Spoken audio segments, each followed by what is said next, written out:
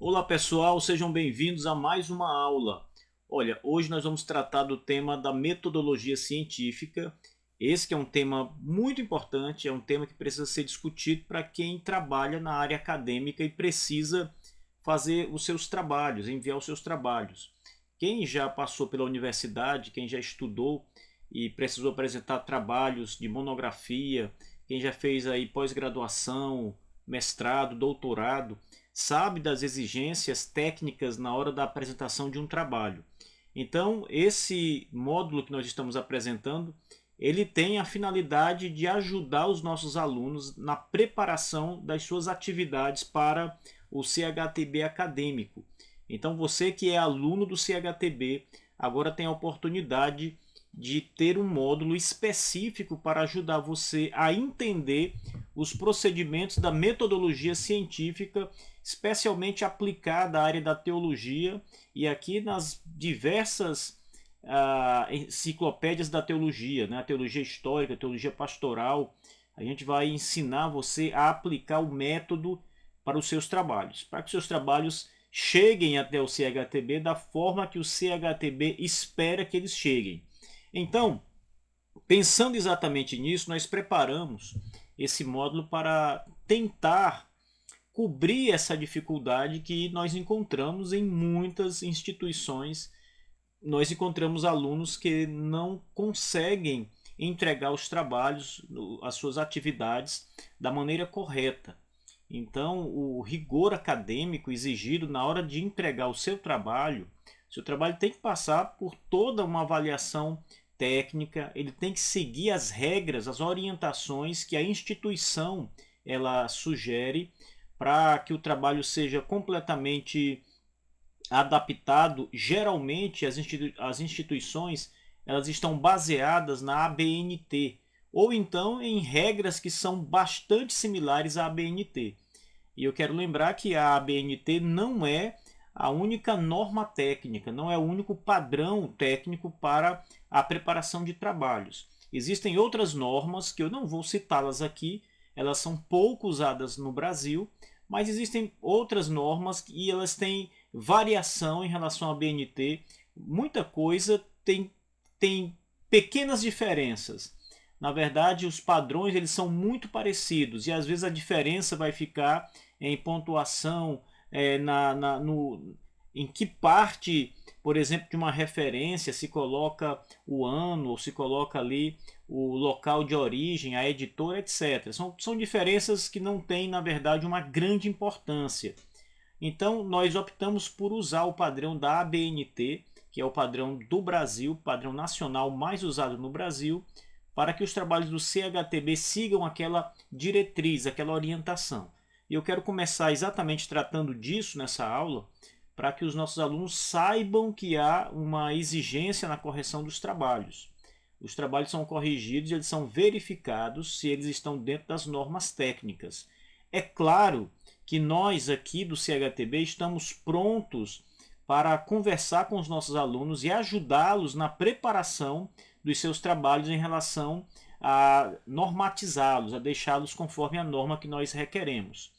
Agora, antes de entrar no conteúdo exato dessas aulas que nós vamos começando com essa aula de hoje, é preciso trazer a lume para os estudantes que a academia, e quando eu falo academia, eu estou falando do ensino acadêmico, do ensino sério, do ensino formal.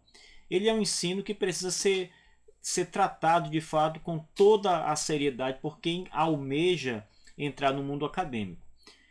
Nesse nosso curso, o pessoal que está estudando conosco vai receber, está aqui na aba dos materiais, vocês vão poder baixar uma lista bibliográfica com mais de 2 dezenas de livros que vão ajudá-los a entrar nesse mundo do estudo, no mundo do interesse, da intelectualidade, no aprofundamento dos estudos. E todos os livros que eu estou colocando em nossa bibliografia são livros que estão disponíveis em português e que vão ajudar muito. Eu não estou falando aqui especificamente de livros sobre metodologia científica, não é isso. Eu estou falando de livros que vão ajudar os nossos alunos, nossos estudantes, ao aprofundamento na vida intelectual, numa vida de estudos, num aprofundamento do conhecimento, a concentração, a leitura, a busca dos seus objetivos como estudante sério. Aqui a gente precisa fazer um limite, pessoal, fazer uma barreira, porque existem estudantes e estudantes. Existem os estudantes que são estudantes leigos, é aquela pessoa que lê um livro, que não tem um compromisso sério com a leitura, ele lê esporadicamente, ele lê por prazer, por diversão apenas. Mas o estudante sério, ele está num outro patamar em relação a esse primeiro estudante. O estudante sério, ele se aprofunda no conhecimento. Ele tem um método de estudo. Ele procura estudar não só pelo prazer de estudar, claro que o prazer de estudar é algo fundamental, essencial para o estudante, mas ele tem toda uma metodologia, ele tem todo um planejamento do seu estudo. Então o estudo acadêmico, o rigor acadêmico é uma exigência para aqueles que procuram crescer na vida intelectual. E nós vamos apresentar aqui para vocês uma lista bibliográfica fenomenal de livros em português que vão ajudar muito vocês. Vocês começarão a ler melhor, vocês começarão a interpretar melhor, vocês começarão a escrever melhor, a se concentrar melhor, a pensar melhor, a criticar de maneira muito mais eficaz e honesta. Vocês, apesar de que esse nosso curso não é um curso abrangente, não é um curso que nós vamos explorar ao máximo estas coisas, mas eu vou procurar deixar aqui pelo menos o início, pelo menos uma introdução do que significa a vida intelectual. Olha, na aula de hoje, eu comecei falando sobre a BNT e eu quero, na aula de hoje, tratar um pouco sobre essa questão da preparação dos estudos. Primeiro, trazer aqui algumas diferenças, explicar um pouco aos nossos alunos sobre os ensaios, sobre os artigos, ensinar também sobre os elementos que compõem o trabalho científico.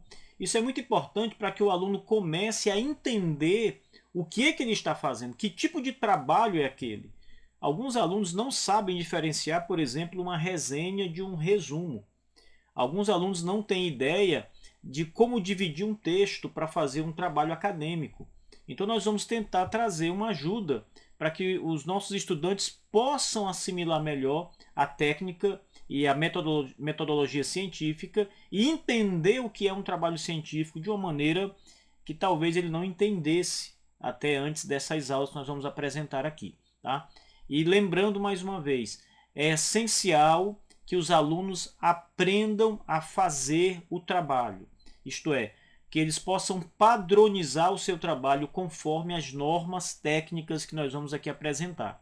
Uma última observação é que, ainda que nós estejamos usando as normas técnicas da ABNT, o aluno não precisa ter o manual da ABNT em mãos e estudá-lo totalmente, na sua inteireza. Nós vamos tirar os pontos essenciais das normas técnicas da ABNT que nós usamos nos nossos trabalhos. Então tem muita coisa da ABNT que nós não vamos precisar usar, mas tem algumas outras que são essenciais e o aluno vai precisar desse conhecimento. E é exatamente por isso que nós estamos aqui disponibilizando também o manual de normas técnicas para que o aluno possa consultar. Você vai poder baixar o manual e consultar quando estiver produzindo o seu próprio trabalho, elaborando o seu próprio trabalho. Olha, vamos começar falando aqui sobre o que eu falei com vocês sobre o ensaio. Como é que se elabora um ensaio acadêmico? Primeiro, que é um ensaio acadêmico, né? E aqui é importante frisar isso porque o ensaio ele não é o artigo. Muita gente acha que o ensaio e o artigo são a mesma coisa, mas há uma diferença fundamental entre o ensaio e o artigo. Eu vou tratar disso daqui a pouquinho, mas é importante frisar que são coisas diferentes. O ensaio acadêmico ele também é conhecido como ensaio científico.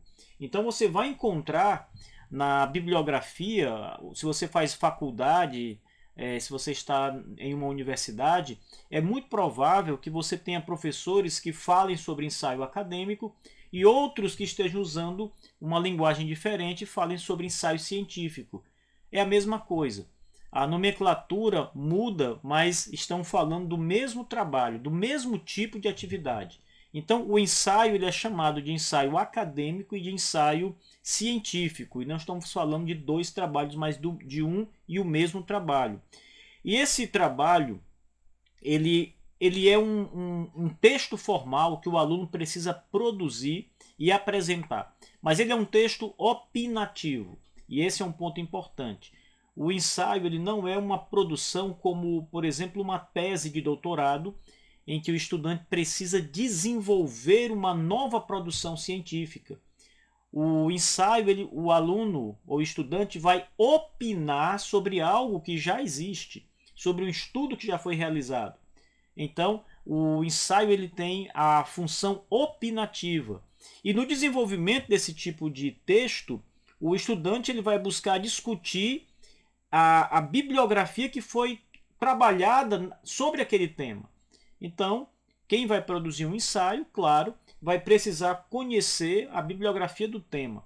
Vamos pensar aqui na nossa área da teologia ou da história e pensar, por exemplo, sobre os muitos livros que já foram escritos sobre a origem dos batistas.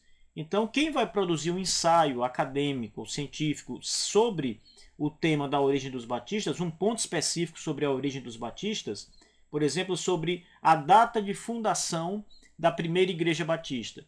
É necessário que o estudante, então, colete um número de informação bibliográfica, isto é, que ele colete vários livros que tratem dessa temática e possa, então, começar a estudar esses livros e observar o que cada autor vai apresentar em relação à data do surgimento da primeira igreja batista. Então, a primeira parte é coletar essa informação bibliográfica que já foi publicada, pesquisada e publicada aí por outros autores, né? E aí o aluno vai, então, opinar sobre esse conteúdo. Ele vai emitir a sua opinião crítica depois que ele tiver feito suas análises sobre as leituras que ele se deparou, né? As leituras que estão diante dele.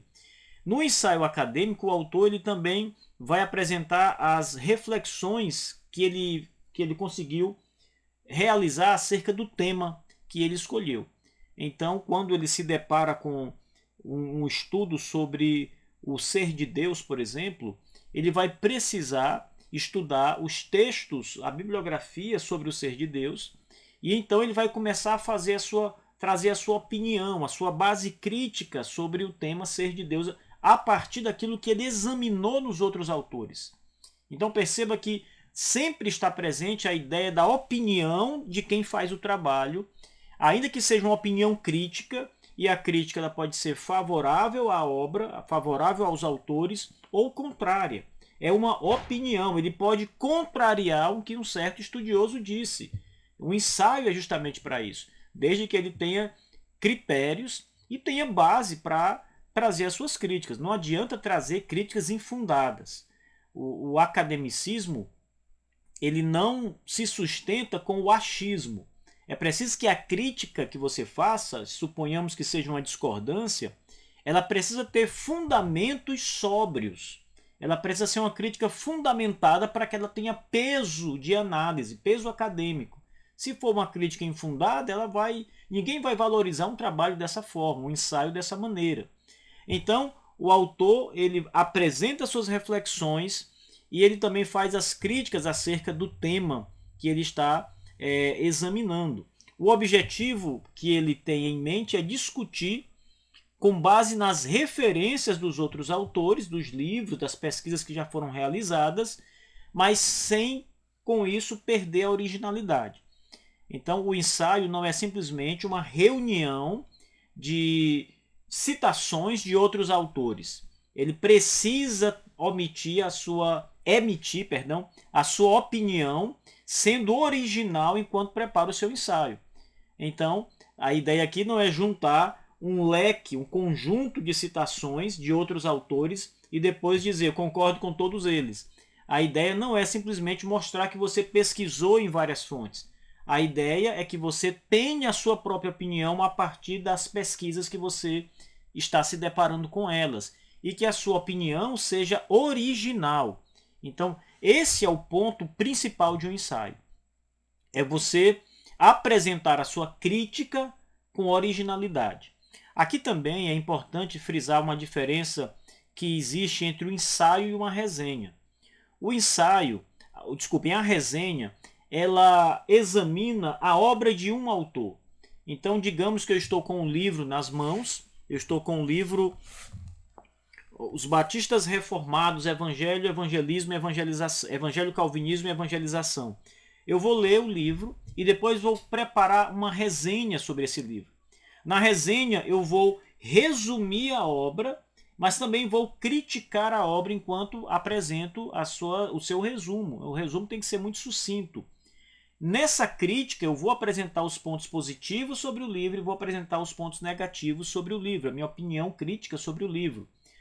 A diferença é que no ensaio o aluno fará este tipo de trabalho com um conjunto maior de autores. Então ele não vai ficar com um livro apenas, mas com um conjunto de obras que tratam sobre o tema que ele está pesquisando e ele vai precisar opinar de forma original sobre essa questão. O autor do ensaio, aquele que prepara o ensaio, também, obrigatoriamente, ele deve apresentar uma relevância no seu trabalho para a comunidade científica, já que se trata de um ensaio acadêmico, né, de um ensaio científico. Claro que esse trabalho ele chegará à comunidade científica, espera-se que ele chegue. Então, se ele é dirigido à comunidade científica, se ele é dirigido a pesquisadores, é claro que ele precisa então ser um ensaio relevante, ser uma produção relevante. Por isso a questão da originalidade nas críticas, na opinião do autor que produz o ensaio, ela é fundamental aqui. Então, quando o ensaio chega nessa comunidade científica, os aspectos teóricos são examinados, o aspecto acadêmico da obra é examinado pelas bancas, né? E isso, claro, sem deixar de observar as fontes que o autor do ensaio está utilizando. Ou seja, não se vai fazer um ensaio a partir de fontes, eu vou citar aqui uma expressão, talvez alguns não gostem, mas a partir de fontes indignas. Ou seja, se você vai preparar um ensaio científico, se você vai trabalhar sobre um tema, procure um tema cuja produção tenha relevância e cujo autor do trabalho seja um autor também que tenha já um certo respaldo acadêmico. Porque se você for falar de alguma coisa sem relevância por alguém que não tenha menor, que não é conhecido no mundo acadêmico, que não tem referência, obras de autores anônimos, obras que estão em domínio público e foram produzidas aí por várias mãos anônimas, esse tipo de trabalho não tem relevância. Trabalhos que não trazem autoria, que não trazem uma contribuição relevante por pessoas que realmente estão gabaritadas na área da pesquisa, geralmente não são bem vistos. O trabalho precisa ser realizado em cima de uma produção reconhecida, de um autor reconhecido, de um tema relevante. Isso é muito importante. Então, as referências de qualidade devem ser examinadas e também que façam sentido em meio à discussão que o autor do ensaio propõe. Então, para escrever um ensaio acadêmico, o autor ele deve estar disposto a expor as suas ideias e opiniões e formalizar a sua conclusão a partir do referencial teórico que ele utilizou. Não adianta tentar ficar em cima do muro quando se trabalha academicamente. Você que está produzindo um ensaio, você precisa emitir a sua opinião. Você não pode dizer que não concorda, ou, aliás, você não pode dizer que apenas transmitir as informações sem opinar sobre elas. Você precisa dizer se concorda com o autor e por que concorda, e precisa dizer se discorda dele e por que discorda. Isso é o ensaio acadêmico, e é nesse ponto que a originalidade se faz presente, já que você vai dialogar com muitas fontes, diferente da resenha que você está com um livro de um autor apenas. Então aqui é importante notar que o autor do ensaio ele vai apresentar a sua conclusão no final do seu trabalho. Ele deve apresentar a sua conclusão. Então, a opinião que o autor vai emitir, ela pode concordar, como nós frisamos, ou pode discordar daquelas que ele está examinando na sua pesquisa, com as ideias que foram apresentadas ali pelos autores que ele escolheu para trabalhar. O ponto principal é ele manter esse espírito crítico, a originalidade, como nós frisamos, independente se ele vai discordar ou se ele vai concordar com o autor e o assunto que ele aborda. É importante também que o autor do ensaio possa, a partir do seu trabalho, criar novas discussões, apontar para novos caminhos. Isso, mais uma vez, é originalidade. Perceba que a originalidade no ensaio ela é um ponto essencial, porque não basta repetir as informações, é preciso criticá-las e é preciso apontar caminhos novos. Isso é um ponto importante. É preciso trazer uma opinião relevante. É preciso fazer com que a discussão possa brilhar mais do que o que ela já está brilhando. Então é preciso lançar novas luzes ali. E isso faz do ensaio um ensaio muito bom e não um ensaio medíocre. Na verdade, essa é a diferença de um ensaio medíocre para um ensaio que vale a pena consultar, que vale a pena ler. Então, novas discussões, instigar novos posicionamentos, podendo assim fomentar mais debate sobre a questão. Imagine só você produzir um trabalho, um ensaio, em que, por causa da sua produção, do seu ensaio, você fomenta uma discussão ainda maior sobre um tema que às vezes estava até morno, já estava assim pouco, não chamava mais a atenção, mas por conta do seu trabalho, da originalidade do seu trabalho, dos pontos que você elenca no seu trabalho e demonstra, você então começa a trazer à tona um novo debate, ou você reacende o debate que já estava ali morrendo. Isso é um ensaio relevante. Agora, lembrando que existem diferenças entre o ensaio e o artigo científico, como eu frisei logo no começo. A principal diferença que nós vamos encontrar entre o artigo e o ensaio é que o ensaio, o autor ele pode apresentar as reflexões e os posicionamentos que ele tem sobre o tema e analisar de uma maneira muito mais livre do que o que se faz no artigo científico, que é uma produção cuja diferença está nos critérios que são exigidos no artigo. O artigo científico não é um artigo de opinião. No artigo o autor não vai opinar. Então é diferente. O ensaio ele vai opinar, ele deve criticar e opinar. Mas no artigo não. O artigo não tem essa finalidade. Os pontos são outros que são apresentados. Agora, o ensaio, o autor ele tem uma liberdade para se posicionar, ele abre espaço para demonstrar a própria visão crítica que ele tem do tema que ele está ali tratando. E a outra diferença do ensaio para o artigo é o tamanho do trabalho. O artigo ele geralmente ele é um pouquinho maior do que o ensaio. O ensaio ele é uma produção menor. E eu estou falando aqui de número de páginas. Eu estou falando aqui de um trabalho cujas páginas são menores, é uma exigência menor em termos de produção, número de páginas em relação ao artigo. O ensaio é um texto menor. Tá? Tem gente que acha que o ensaio tem que ser longo. Não, o ensaio é um texto mais abreviado.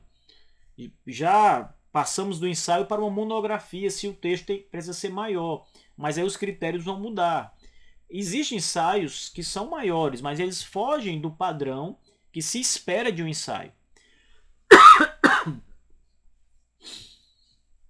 Então o ensaio ele é mais baseado na opinião do autor, enquanto que o artigo ele se propõe a comprovar dados que são obtidos por meio de metodologia científica de pesquisa. Então o ensaio ele apresenta a visão pessoal do autor, mas o artigo não é uma produção para apresentar a visão pessoal do autor. No nosso curso nós temos alguns trabalhos que são ensaios. E aqui já fica claro que o ensaio não vai exigir do aluno que ele desenvolva um tema de forma original. Ou seja, um tema que não foi estudado ainda. Um tema. Não é isso. Não é uma pesquisa, não é uma produção de pesquisa. aqui no ensaio é necessário que o autor busque pesquisas que já foram realizadas e emita sua opinião sobre elas. Escolha o tema e comece a estudá-lo e então traga sua opinião crítica sobre esse tema, né, que seja relevante. Lembrando, quais são as partes de um ensaio? Qual é a estrutura de um ensaio acadêmico? Vamos lá, a estrutura também é simples, pessoal. E aqui é um outro ponto que também tem fomentado uma discussão, porque, mais uma vez, as pessoas são muitos os tipos de trabalhos científicos, trabalhos acadêmicos. E as pessoas acabam confundindo a estrutura dos trabalhos. Tem gente que prepara um ensaio, quando o professor toma em suas mãos para corrigir, a estrutura é de monografia. A estrutura inadequada para o ensaio. Alguns ensaios têm a estrutura de uma resenha, estrutura inadequada para um ensaio. Qual é então a estrutura para o ensaio acadêmico? Ele deve ter título, ele deve ter autor e a instituição acadêmica ao qual ele está apresentando o trabalho. Ele deve conter um resumo do trabalho, ou seja, como numa monografia, o ensaio também traz um parágrafo um pouco alongado sobre o conteúdo que ele está apresentando. É um resumo do seu trabalho em um parágrafo. Ele deve trazer uma introdução, deve trazer o desenvolvimento, que é o ensaio propriamente dito, ou a sua crítica opinativa propriamente dita, e deve trazer a sua conclusão, que é o fechamento do seu trabalho. É exatamente nesse ponto da conclusão que todos os leitores vão ficar sabendo claramente a opinião do autor do trabalho em relação às obras que ele consultou e ao tema que ele escolheu para tratar. Então a conclusão ela é assim, o ápice do trabalho. Enquanto ele vai argumentando, desenvolvendo seus argumentos no corpo do texto, no desenvolvimento do texto, a conclusão é para ele arrematar tudo isso e mostrar de fato claramente como ele pensa. E depois então tem as referências bibliográficas, ou seja, as fontes que o autor utilizou na sua pesquisa, no seu ensaio. Então, se ele usou várias obras, todas elas precisam estar aqui no ensaio, na referência bibliográfica. Então, nós podemos enumerar o ensaio com algumas partes: título, autor e instituição acadêmica, resumo, introdução, desenvolvimento, conclusão e referências bibliográficas. São 7 partes que compõem um ensaio. Deixa eu mostrar para vocês. Deixa eu ver se eu localizo aqui para mostrar para vocês. Ótimo, aqui está. Aqui eu quero mostrar para vocês a estrutura de uma monografia. A estrutura de uma monografia, que também é um trabalho comum, não é um trabalho que exige tanto de um aluno, mas a monografia ela é diferente do ensaio, ela tem uma estrutura bem diferente da estrutura de um ensaio, e ela também trabalha, ela precisa ser produzida academicamente, ela precisa ter um padrão, não é, acadêmico para ser aceita. Então, uma monografia não é simplesmente um trabalho de uma pessoa, de um tema, que é apresentado de qualquer forma. Ele tem que seguir todo um rito acadêmico, ele tem que estar padronizado conforme as normas técnicas que são exigidas, então ele tem que seguir ali as partes direitinho, senão ele vai ser reprovado. O CHTB também ele faz as exigências dos seus trabalhos conforme as normas que são ali da instituição, as normas que nós exigimos que sejam observadas. Então vamos tomar aqui uma monografia como exemplo, a estrutura de uma monografia como exemplo, para que os alunos entendam. Todo trabalho ele tem os elementos, né, os elementos pré-textuais, os elementos textuais e os elementos pós-textuais. Então são várias partes, né, vários elementos, né, em um trabalho monográfico ou de qualquer outra natureza. Deixa eu enumerar aqui para vocês entenderem o que é isso. Os elementos pré-textuais, por exemplo, Imagine aqui, por exemplo, a sua pesquisa. Você está produzindo uma monografia. Está aqui a monografia, o seu trabalho, a sua produção. Mas você sabe que num trabalho monográfico, quando se apresenta, existe algumas páginas antes da sua pesquisa com informações, como por exemplo o sumário, uma capa. Existem muitas partes ali que vêm antes do trabalho propriamente dito. Estas partes que vêm antes da sua produção, da sua pesquisa, são os elementos pré-textuais. Eles são chamados assim. Elementos pré-textuais. É tudo que vem antes da pesquisa propriamente dita. A pesquisa propriamente dita é chamada de elemento textual. Isso eu estou usando aqui a linguagem técnica para que vocês entendam quando passarem por essas linguagens nos livros. Quem já se deparou, por exemplo, com um livro sobre metodologia científica vai encontrar essas linguagens o tempo todo. E é preciso entender do que o autor está falando quando ele usar os termos. Elementos pré-textuais, você já tem que imediatamente entender que é tudo aquilo que vem antes da pesquisa propriamente dita. Quais são os elementos pré-textuais de uma monografia? Olha, vá elencando aí no seu caderno. A monografia precisa ter obrigatoriamente uma capa, precisa ter obrigatoriamente a folha de rosto, que é aquela folha, a primeira folha logo após a capa.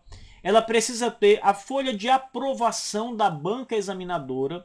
Se você apresenta um trabalho monográfico numa universidade, você vai estar diante de uma banca que vai avaliar a sua apresentação ou o seu trabalho.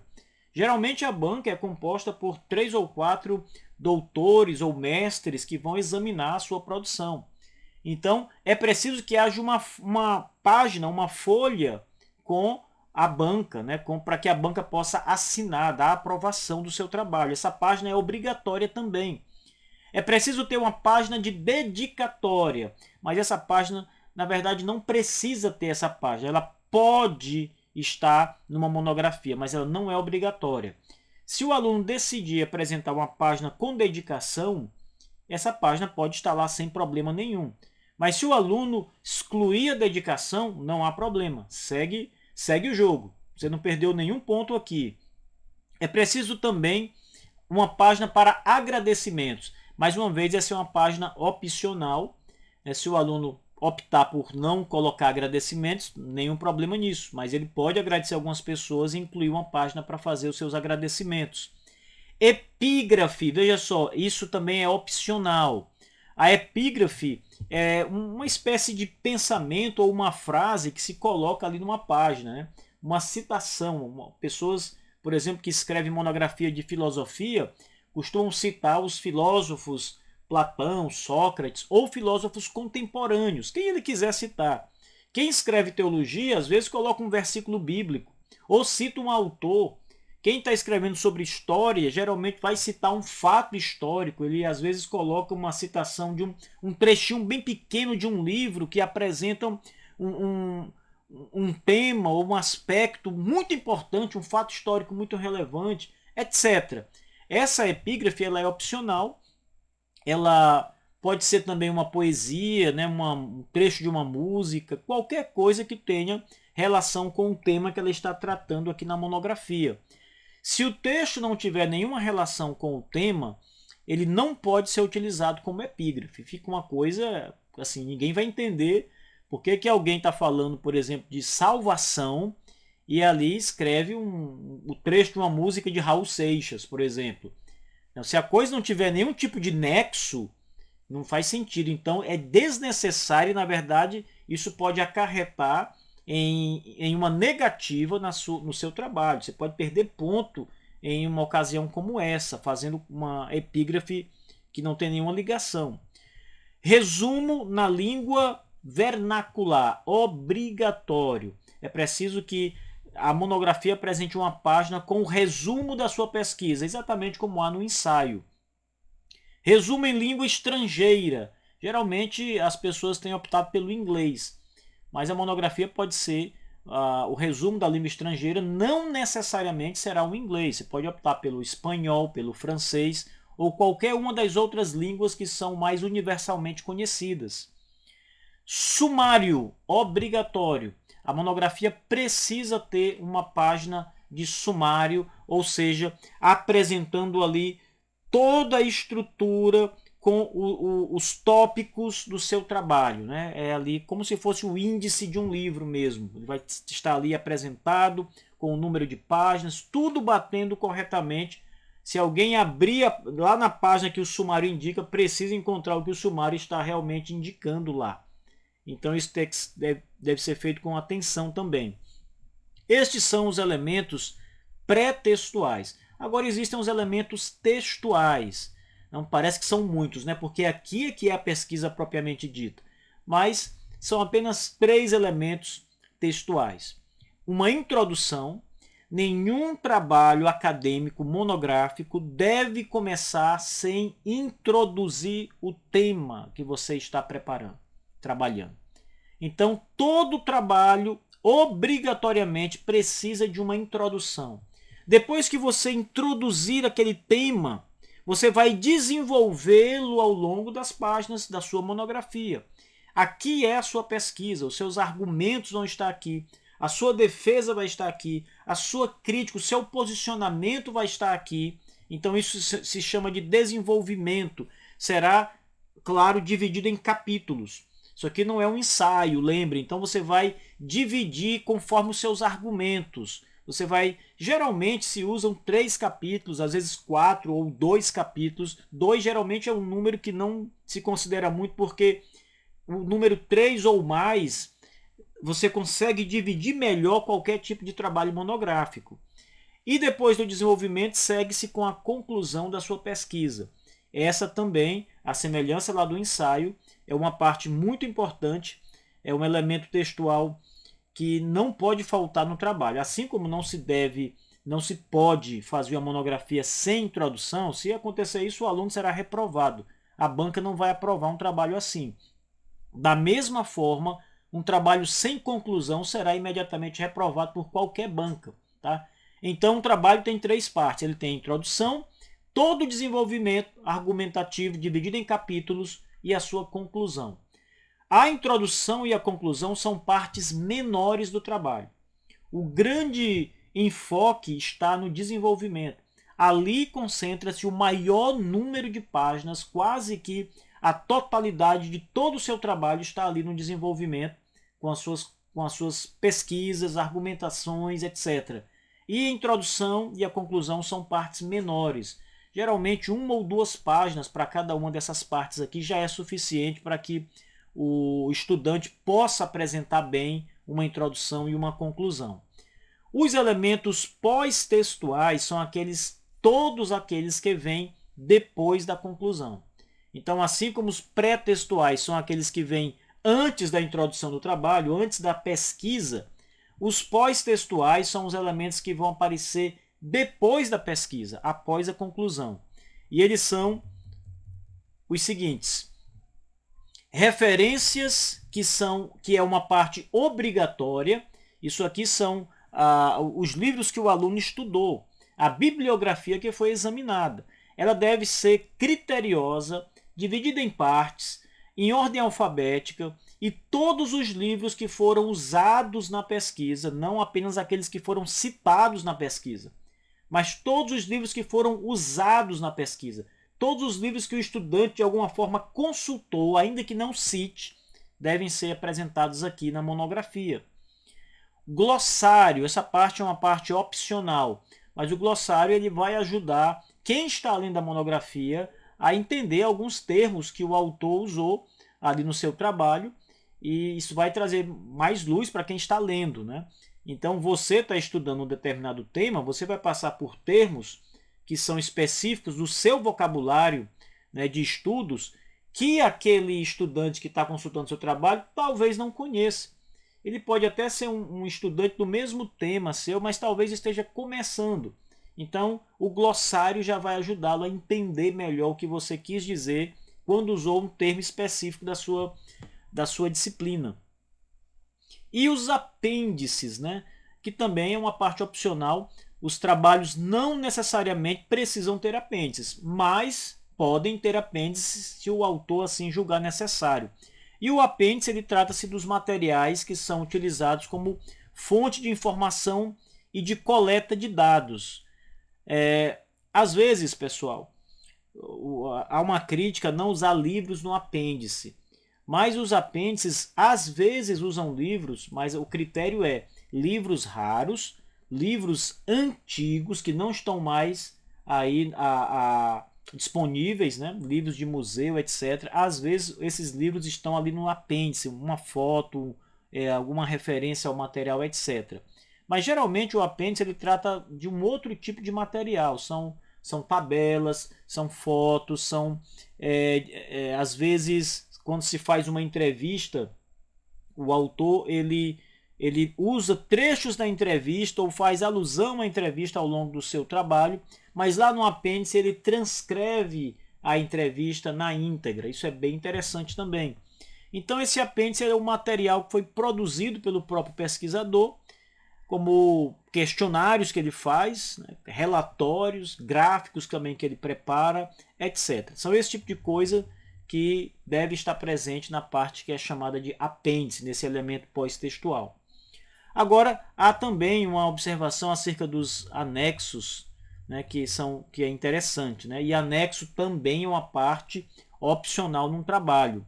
O anexo ele trata-se de material que é utilizado como fonte de informação e coleta de dados também. Então, o trabalho ele pode conter apêndices e pode conter anexos, são coisas distintas aqui também.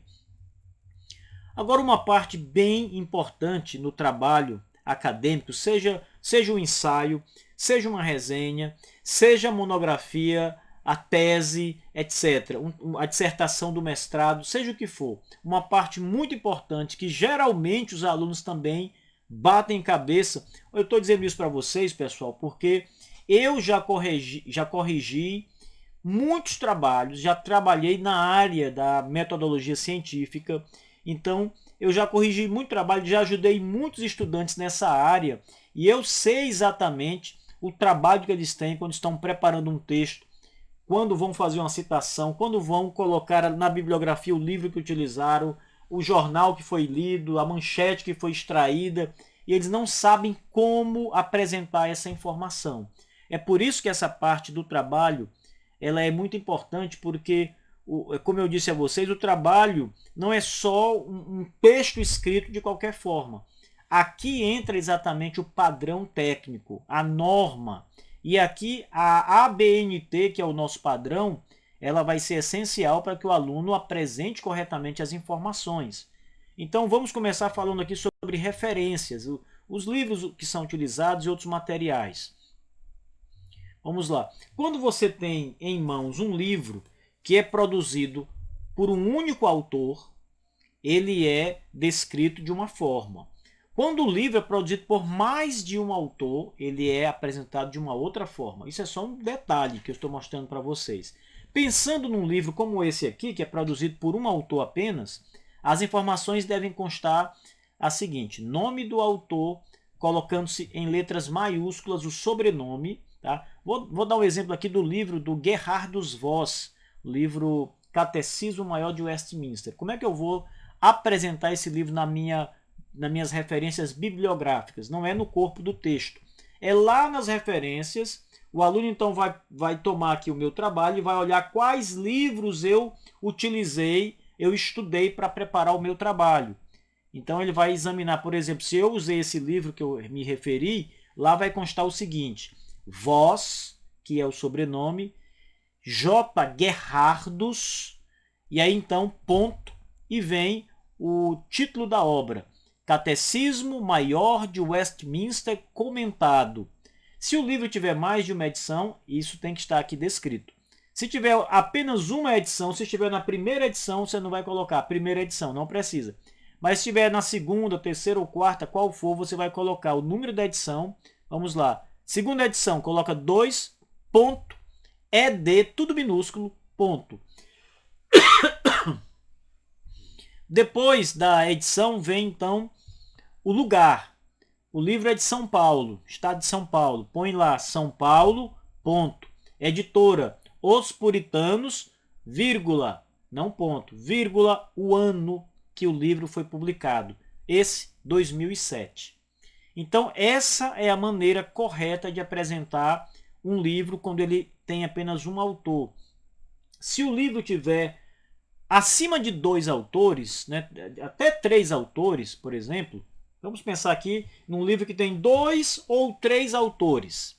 Então, um livro de coautoria, não é? Esse livro deve apresentar o nome de todos os 3 autores. Vamos pensar aqui num livro que tem 2 autores, Norman Geisler e William Nix. O livro é a introdução bíblica, como a Bíblia chegou a nós. Esse livro ele vai ser apresentado exatamente da mesma forma que o anterior. A única diferença está na apresentação dos autores. Você vai colocar os 2 autores, por exemplo, aqui Geisler em letras maiúsculas, vírgula, Norman, que é o primeiro nome dele. E você vai separar do segundo autor usando ponto e vírgula. Então você vai botar Geisler, vírgula, Norman, ponto e vírgula. Segundo autor, letras maiúsculas, Nix, vírgula, aí vem o primeiro nome, William, ponto. E aí então segue as mesmas informações, o nome do livro, o lugar que o livro foi publicado, São Paulo, a editora, Vida, e o ano em que o livro foi publicado, 2005. Agora, se o livro foi composto por mais de 3 autores, como é que a gente faz isso? Bom, se tem um livro que tem aí a autoria de 10 homens, 10 pessoas, eu não vou precisar colocar os 10 autores. Eu vou colocar o primeiro autor e se o livro for uma obra organizada por uma pessoa, por exemplo, você coloca apenas o nome do organizador. Ele se reuniu com 10 ou 12 pessoas, cada um escreveu um capítulo do livro, mas essa pessoa organizou, ele é o responsável por organizar a obra, coletar os artigos, fazer todo o trabalho de edição, etc. Coloca o nome dele, que está organizando. Vamos pensar aqui no livro Fazer Universidade. Autor, Lucchesi, maiúsculo, vírgula, que é apenas a inicial do seu primeiro nome. E aí coloca entre parênteses organizador, só as primeiras letras, ORG, org, de organizador, fecha parênteses. E aí os demais, põe et al, que é e outros. Essa referência em latim significa que há mais de 3 pessoas que ajudaram a compor esta obra. Pode ser 5, 10, 20, não importa. Acima de 3, et al. Et al se escreve et espaço al, et al. Ponto. Aí vem o nome da obra e as informações seguem como as anteriores. Lugar, São Paulo. Cortez, a editora, vírgula, 1991, o ano de publicação. Note que as referências são muito importantes porque quem está diante de um professor que é criterioso na correção técnica do trabalho, ele não vai deixar passar despercebido essas questões. E eu digo a vocês que o olho clínico do professor que trabalha com metodologia, que sabe, que gosta dessa área, ele vai corrigir cada vírgula onde deveria ser um ponto, cada ponto onde deveria ser 2 pontos, tudo ele vai cortar. E isso certamente vai contar alguma coisa na sua correção final.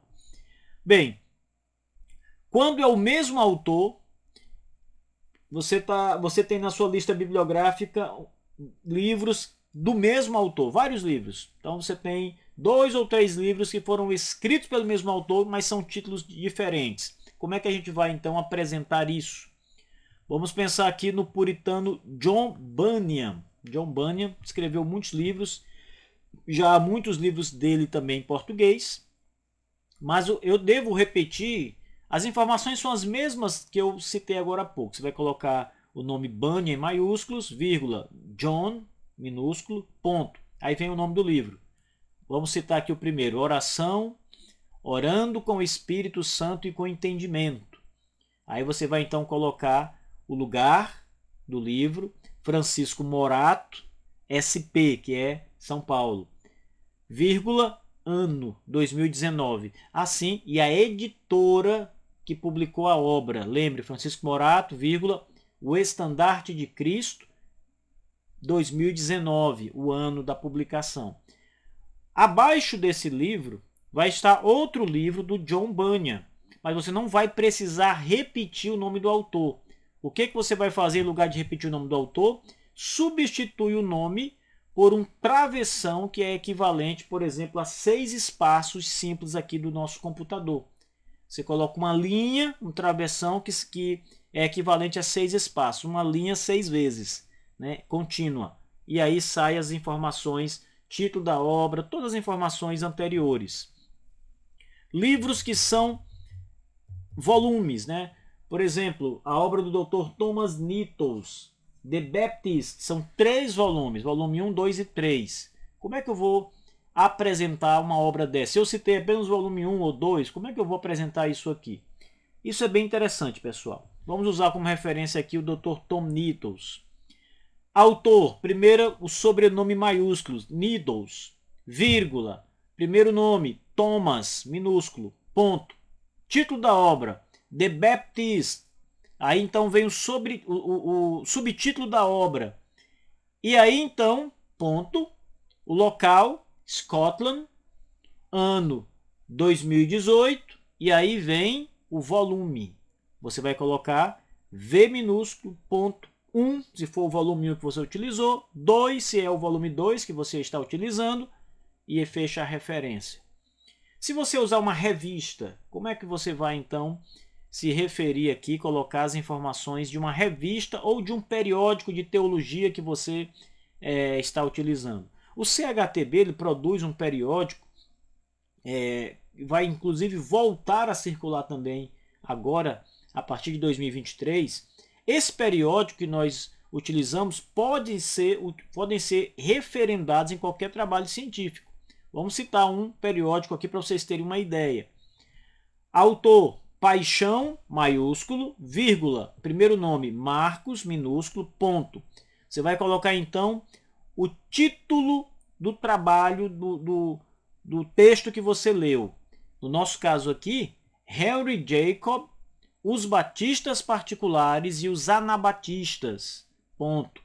Você vai então colocar qual foi a revista ou periódico que você utilizou, qual é o título da revista. No nosso caso, Boletim CHTB, vírgula, onde é que ele foi produzido? Campo Maior, Piauí, vírgula, Piauí. Ano 1, se for o primeiro ano, se é uma edição 1 e o ano é o primeiro ano de produção, coloca ano 1. Se for edição 5, coloca ano 1, edição 5, né, número 5.